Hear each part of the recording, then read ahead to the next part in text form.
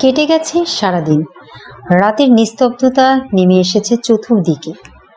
মিতির বুকের মাঝে ঝড় উঠেছে। রাত 12টা। এখন নাহিদের ঘরের দরজার সামনে স্থির হয়ে দাঁড়িয়ে আছে। এই চৌখাটটুকু মিথি পার হয়ে যেতে পারছে না। কোনো অদৃশ্য শিকল তাকে আটকে রেখেছে। নাহিদ অনেকটা সময় ধরে দেখছে মিথি দরজার ওপাশে দাঁড়িয়ে আছে। নাহিদের ধৈর্যের বাঁধ যেন ভেঙে যাচ্ছে। ঘড়ির কাঁটায় যখন রাত 12টা 50, সে সময় নাহিদ ডেকে উঠল, মিথি, তোমার মন না চাইলে এ ঘরে প্রবেশের জন্য তোমাকে জোর করব না। চাইলে ফিরে যেতে পারো। যদি মনে করো আমাদের দুজনের একটা সুযোগ পাওয়া উচিত, তাহলে ঘরের ভিতর প্রবেশ করো। মিথি নিঃশব্দে ঘরের মধ্যে পা রাখল। নিজের সাথে আনা মাথার বালিশ ও কোল বালিশ নিয়ে খাটের এক কোণে চুপটি করে জড়সড় হয়ে কাঁথামুড়ি দিয়ে শুয়ে পড়ল।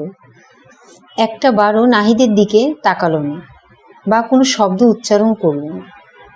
মিথির এই উপেক্ষা দেখেও নাহিদের ঠোঁটের কোণে সূক্ষ্ম একটা প্রশান্তির হাসি খেলে গেল। এই ভেবে শেষ পর্যন্ত মিথি ঘরে পা তো রেখেছে, বিছানার এক কোণে শুয়ে তো আছে। নাহিদ ততক্ষণ পর্যন্ত অপেক্ষা করলো যতক্ষণ মিথির ঘুমানোর নিঃশ্বাসের শব্দ গভীর থেকে গভীর হলো না। যখন নাহিদ বুঝতে পারলো মিথি গভীর ঘুমে তলিয়ে গেছে, তখন ধীরে ধীরে খাটে বসে মিথির মুখের দিকে তাকিয়ে রইল আর বিড়বিড় করে বলতে লাগলো, এত রাগ যে কেন তোমার? তোমাকে কি একটুও ভালো লাগে না? একটুও কি ভালোবাসার নজরে আমার দিকে তাকানো যায় না?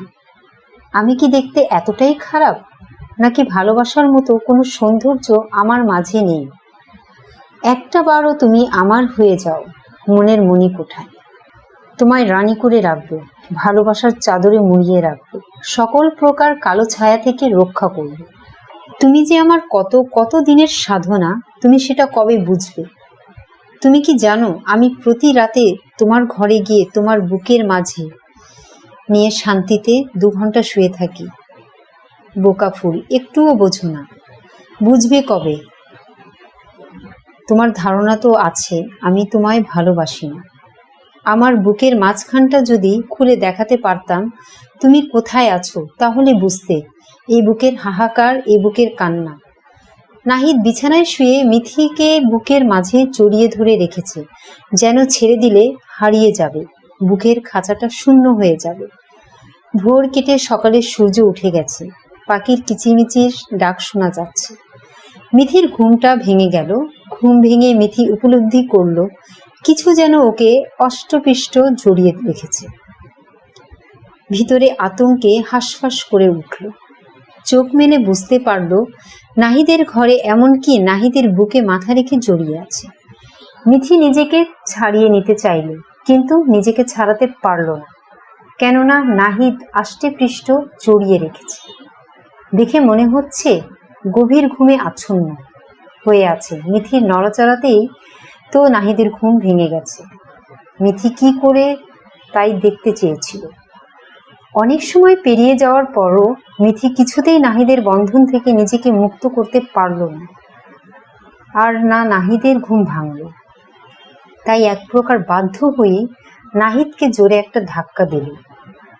প্রস্তুত ছিল যে এমন কিছুই হতে পারে। মিথির ধাক্কাতে ঘুম ভাঙার ভান ধরে, কি হয়েছে, এমন ধাক্কাচ্ছ কেন? আমায় ধরে রেখেছেন কেন? আমি কখন থেকে ওঠার চেষ্টা করছি, পারছি না। দেখুন নাহিদ ভাই, এখানে আমি নিজের ইচ্ছে মতো আসতে চাইনি, আমাকে বাধ্য করা হয়েছে। তাই আপনি এমন কিছু করবেন না যাতে আমাকে ভাবতে হয়। আমি চেষ্টা করব এই সম্পর্ককে মানতে।